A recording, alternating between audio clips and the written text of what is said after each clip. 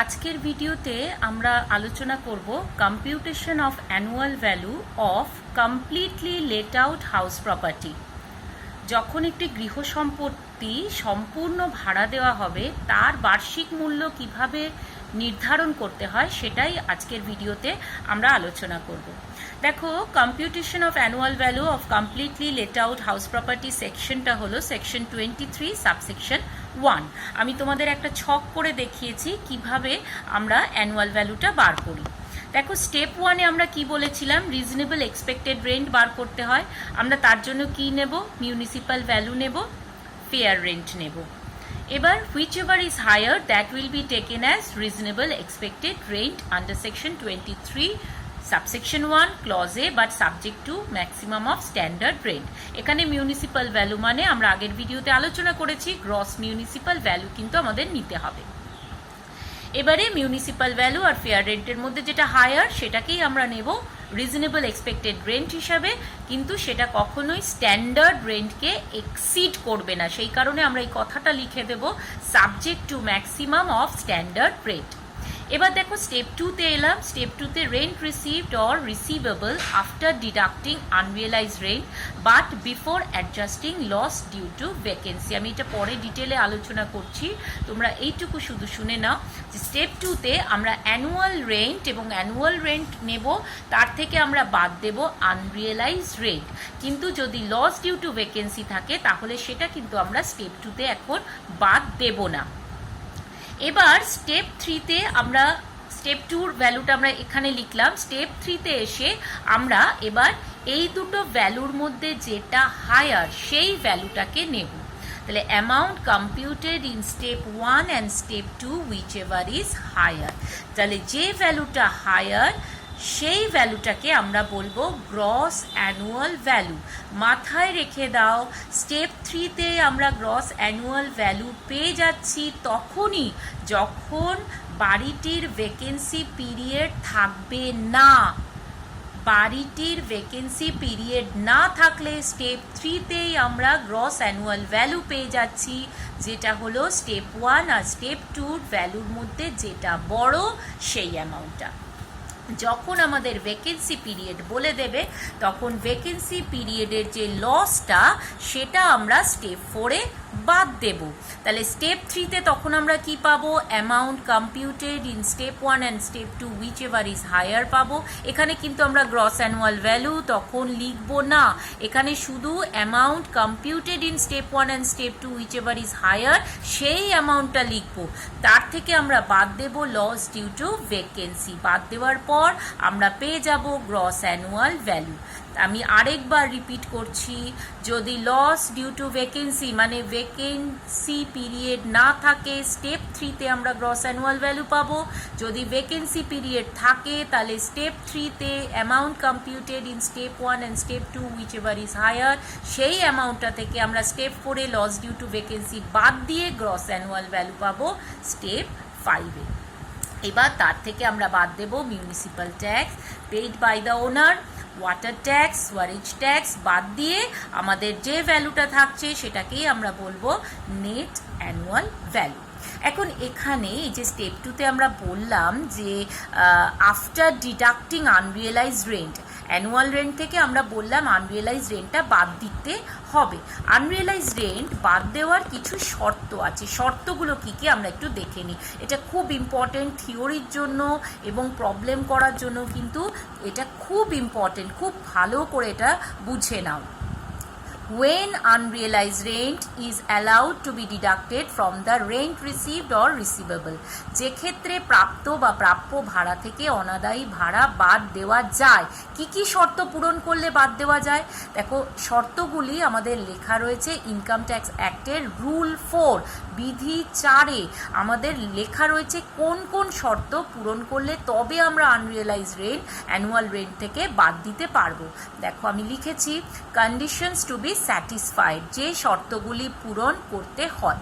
কি কি শর্ত? Number 1, the tenancy is bona fide, ভাড়াটি আসল হবে, ভাড়াটিয়া কিন্তু কাল্পনিক নয়। কাল্পনিক একজন ভাড়াটিয়ার নাম লিখে বলে দিলাম আনরিয়েলাইজ রেন্ট, মানে রেন্ট পাইনি, তাহলে কিন্তু হবে না, তাহলে কিন্তু বাদ যাবে না, ভাড়াটি আসল হতে হবে। Number 2, the defaulting tenant has vacated or steps have been taken to compel him to vacate the property. খুব ইম্পর্টেন্ট, খুব ভালো করে বুঝে নাও। খেলাপি ভাড়াটে গৃহ সম্পত্তিটি খালি করে দিয়েছেন বা সম্পত্তিটি খালি করে দেওয়ার জন্য উক্ত ভাড়াটের বিরুদ্ধে আইনগত ব্যবস্থা গ্রহণ করা হয়েছে। অর্থাৎ যে ভাড়াটে, তার বিরুদ্ধে আইনগত ব্যবস্থা গ্রহণ করা হয়েছে বা খেলাপি ভাড়াটে গৃহ সম্পত্তিটি খালি করে দিয়েছেন। এগুলো আমরা প্রবলেমে কিন্তু পাই, খুব ভালো করে এই জন্য কন্ডিশনগুলো একদম ভালো করে বুঝে নাও এবং মনে রাখবে। 3 নম্বর কন্ডিশন দেখো, the defaulting tenant is not in occupation of any other property of the assessee, খেলাপি ভাড়াটে নির্ধারিত অন্য কোনো সম্পত্তি অধিকার করে রাখেনি। ঠিক আছে? Number 4, the assessee has taken all reasonable steps to institute legal proceedings for the recovery of the unpaid rent or satisfies the assessing officer that legal proceedings would be useless, মানে অনাদায়ী ভাড়া আদায়ের জন্য নির্ধারিত খেলাপি ভাড়াটের বিরুদ্ধে আইনগত ব্যবস্থা গ্রহণ করেছেন বা আইনগত ব্যবস্থা ফলপ্রসূ হবে না, এই মর্মে আয়কর কর্তৃপক্ষকে সন্তুষ্ট করেছেন। তাহলে 4টে শর্ত তোমরা বুঝতে পেরেছো। 1 নম্বর, দ্য টেনেন্সি ইজ বোনাফাইড, অর্থাৎ ভাড়াটি আসল হবে।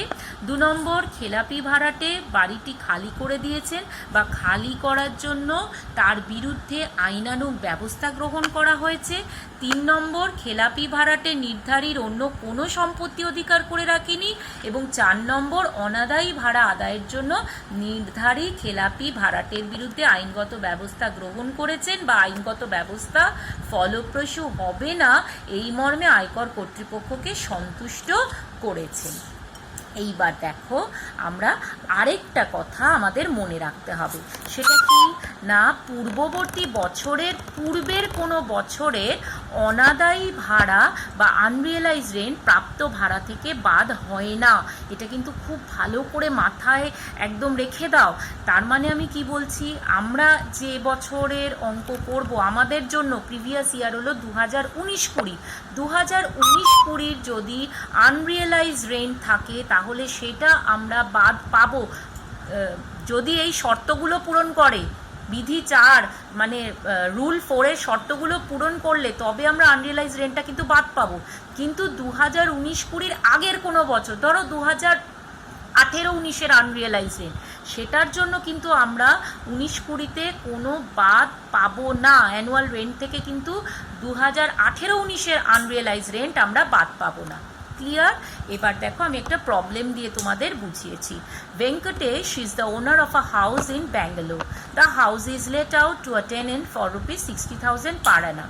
The other particulars regarding the house are as follows: municipal value 40,000 per annum, fair rent 60,000 per annum, standard rent 65,000 per annum. তাহলে দেখো, ভেঙ্কটেশ একটা বাড়ির মালিক, বাড়িটা ব্যাঙ্গালোর মানে নন মেট্রো সিটি। তাহলে এই হাউসটা ভাড়া দেওয়া হয়েছে একজন টেনান্টকে 60,000 টাকা বার্ষিক হিসেবে, অর্থাৎ 60,000 পার অ্যানাম, বছরে 60,000 টাকায় ভাড়া দেওয়া হয়েছে। মিউনিসিপ্যাল ভ্যালু হলো 40,000 টাকা পার অ্যানাম, ফেয়ার রেন্ট 60,000 টাকা per annum, standard rent 65,000 rupees per annum. এবার দেখো, municipal tax 10%, water tax 500, sewerage tax 300। The tenant has left the house, tenant বাড়িটি খালি করে দিয়েছে। দেখো, শর্তগুলি কিন্তু পূরণ হচ্ছে। টেনান্ট আসল, টেনান্ট বাড়িটি খালি করে দিয়েছে। Without paying the rent for February and March 2020।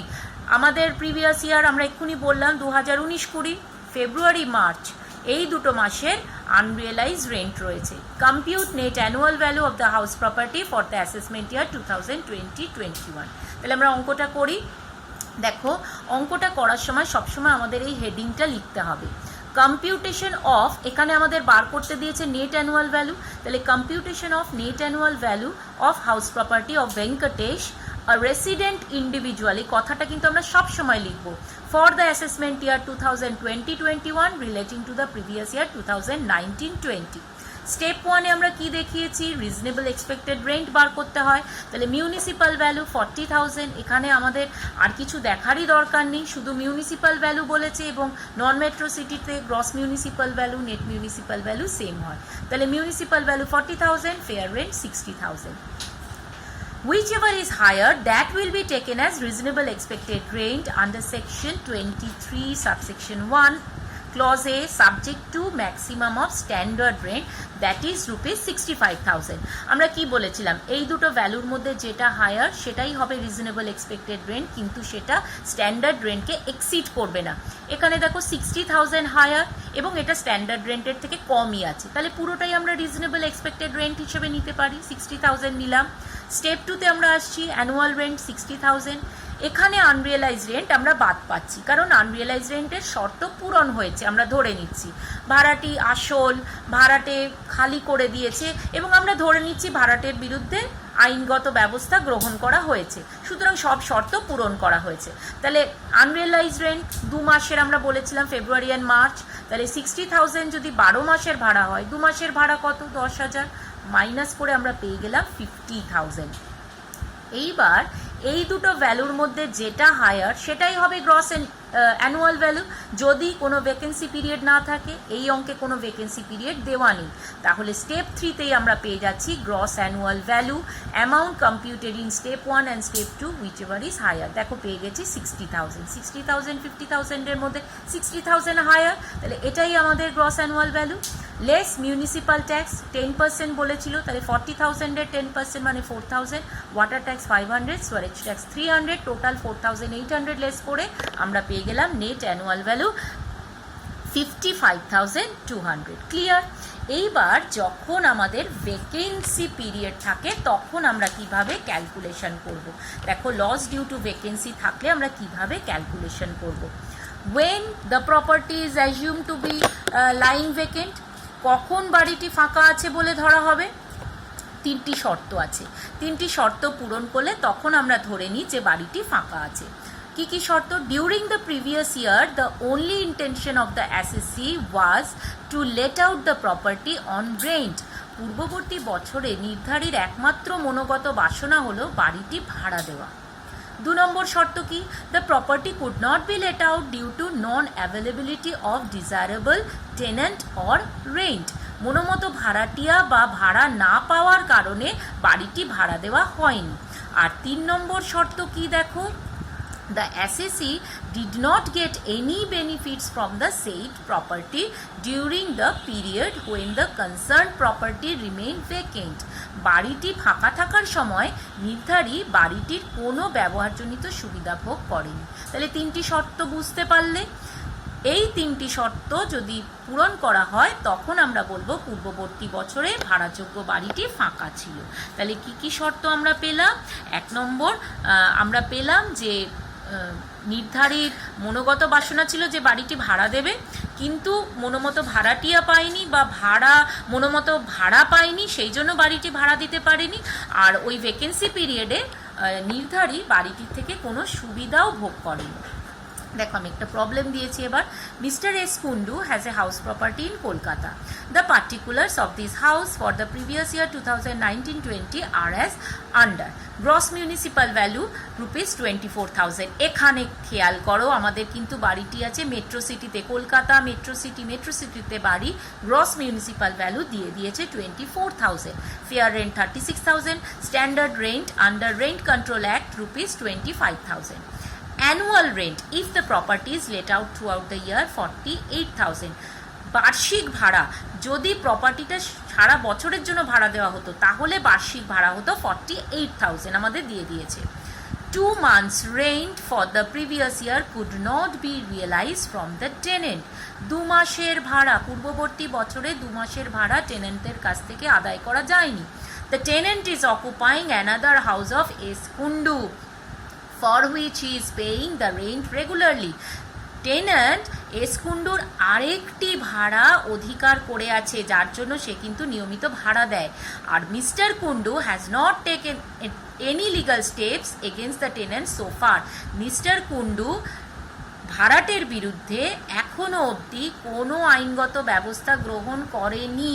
তাহলে এখানে দেখো রুল 4-এর দুটো বিধি মানা হলো না। এক, টেন্যান্ট এস কুন্ডুর আরেকটি বাড়ি অধিগ্রহণ করে আছেন। আমরা কিন্তু এখানে বলেছিলাম যে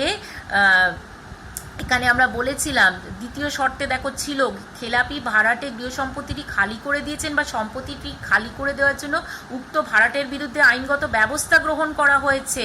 the defaulting tenant has vacated or steps have been taken to compel him to vacate the property. এখানে কোনো লিগাল স্টেপস কিন্তু এস কুন্ডু নেননি। আর থার্ড দেখো একটা শর্ত আমি বলেছিলাম, যেখানে আমি বলেছিলাম যে the defaulting tenant is not in occupation of any other property of the assessee. খেলাপি ভাড়াটে নির্ধারিত অন্য কোনো সম্পত্তি অধিকার করে রাখেনি। কিন্তু এই অঙ্কটাতে দেখো এই দুটো শর্তই কিন্তু নেই, পূরণ করা হয়নি, দুটো শর্ত মানা হয়নি, পূরণ করা হয়নি। টেন্যান্ট এস কুন্ডুর আরেকটি বাড়িও অকুপাই করে আছে, আবার মিস্টার কুন্ডু টেন্যান্টের বিরুদ্ধে কোনো আইনগত ব্যবস্থা গ্রহণ করা হয়নি কোনো আইনগত ব্যবস্থা। তাহলে এরপরে vacancy period 2 months, municipal tax @10%। তাহলে এখানে যে @10% দিয়েছে সেটা আমাদের নেট মিউনিসিপ্যাল ভ্যালুর ওপর করতে হবে। ওয়াটার অ্যান্ড সোয়ারেজ ট্যাক্স বলে দিয়েছে 600। Compute the net annual value of the house property for the assessment year 2020-21। তাহলে দেখো আমাদের যেহেতু নেট মিউনিসিপ্যাল ভ্যালুর ওপর মিউনিসিপ্যাল ট্যাক্স ক্যালকুলেট করতে হবে, আমরা নেট মিউনিসিপ্যাল ভ্যালুটা আগে বার করে নিই।